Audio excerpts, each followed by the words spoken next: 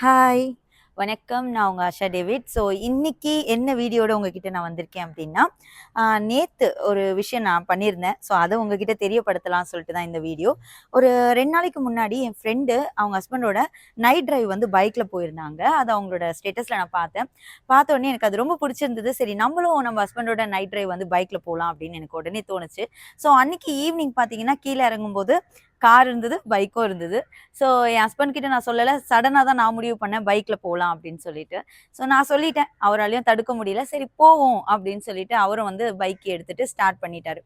So, பாருங்க ஒரு நபர் பண்ணியிருந்தாங்க. அத பார்த்த உடனே பண்ணணும்னு தோணுச்சு. ஸோ, நானும் வந்து அத பண்ணலாம் அப்படின்னு சொல்லிட்டு பைக் எடுத்துட்டு மூவ் பண்ண ஆரம்பிச்சுட்டோம்.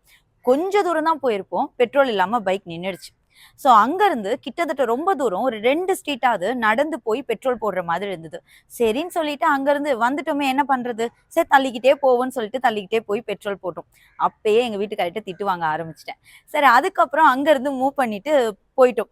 அதுக்கப்புறம் தான் தோணுச்சு, அங்க போயிட்டு பிக்கப் பண்ண வேண்டியது என் பையன. என் பையன பிக்கப் பண்ணும்போது அந்த குட்டி வண்டியில ஆக்டிவால 3 பேர் வரணும். ஸோ, அது இன்னும் அன்கம்ஃபர்டபுளா இருந்துச்சு. ஸோ, இப்படியே கொஞ்சமா என் ஹஸ்பண்ட் கிட்ட திட்டு வாங்கிட்டு தான் வீடு வந்து சேர்ந்தேன். ஸோ, அதுக்கப்புறம் தான் எனக்கு தோணுச்சு.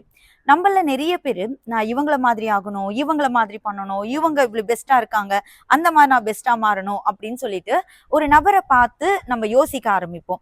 ஸோ, அவங்கள மாதிரி பண்ணணும், அவங்கள மாதிரி மாறணும் அப்படின்னு சொல்லிலாம் ஆசைப்படுவோம். ஆனா, பர்ட்டிகுலரா அந்த நபர்கள் அந்த இடத்துக்கு வர்றதுக்கு என்னென்னலாம் பண்ணியிருக்காங்க அப்படின்றத தான் நாம பார்த்து கத்து தெரிஞ்சுக்கணும்.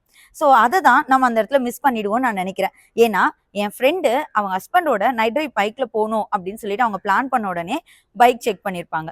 கண்டிப்பா எங்க போகணும்ன்றத செக் பண்ணியிருப்பாங்க.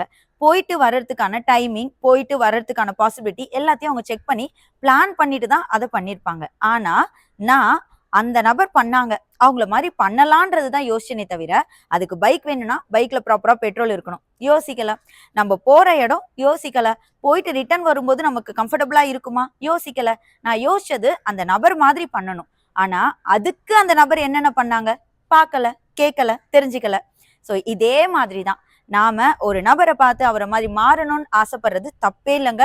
அதுதான் இன்னைக்கு நம்மள அடுத்த கட்டம் கொண்டு போகக்கூடிய மிக முக்கியமான ஒரு விஷயம். ஆனா, அந்த படிநிலைக்கு அந்த நபர் போகுறதுக்கு என்னென்ன விஷயங்கள் பண்ணியிருக்காங்க? அதுதானே நம்ம ஃபாலோ பண்ணணும். ஸோ, ஃபாலோ பண்றது, அந்த விஷயத்த தெரிஞ்சுக்கிறது கரெக்ட்டு தான். நல்ல விஷயம் தான். ஆனா, அத நம்ம கரெக்ட்டா தெரிஞ்சுக்கிறோமா? கரெக்ட்டா பண்றோமா? அப்படின்றது தான் முக்கியமான விஷயம். ஸோ, நீங்களும் யாராவது ஒருத்தர பார்த்து ரொம்ப பெரிய அளவுக்கு அவங்கள மாதிரி வளரணும், சாதிக்கணும், சம்பாதிக்கணும், பெரிய அளவுக்கு போகணும், இப்படி மாதிரி ஏதாவது ஒரு ஆசைகள் உங்ககிட்ட இருந்ததுன்னா, அந்த நபர் இப்போ எப்படி இருக்காங்க? அத பார்க்காதீங்க. அந்த இடத்துக்கு வர்றதுக்கு ஆரம்ப காலகட்டத்துல இருந்து இப்ப வரையும் என்னென்ன வேலைகள் அவங்க செஞ்சாங்க? அத பாருங்க. அத பார்த்தா நீங்களும் அவங்கள மாதிரி என்ன? அவங்களுக்கு மேலயே வளரலாம். டாட்டா.